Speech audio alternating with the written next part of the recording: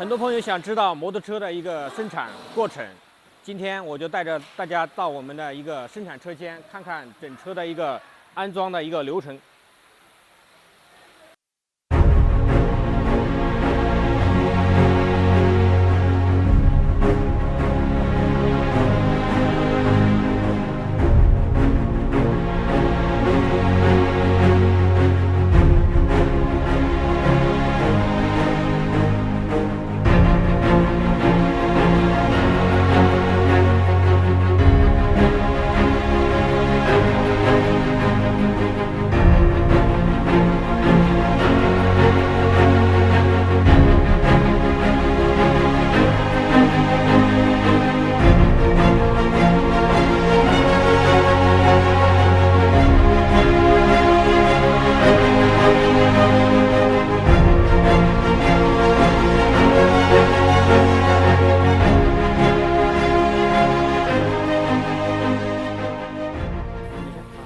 这个环节就是发动机经过测试完之后，这个环节就是把发动机装上那个车架，完了完成第一步的安装过程。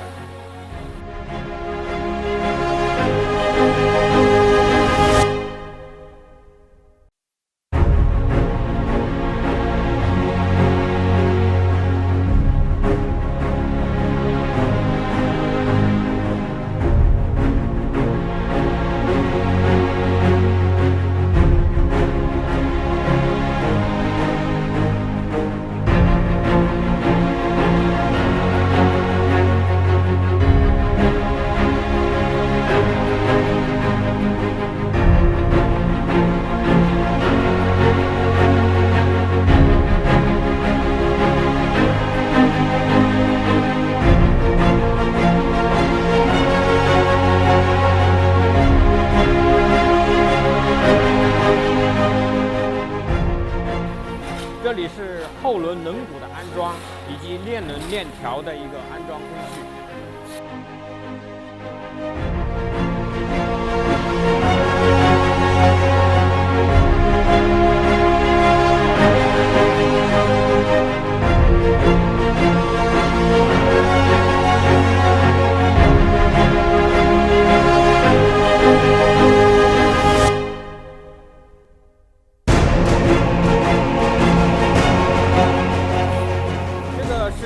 安装油箱，然后把电气接线扎上，这个工序就是完成油箱的安装。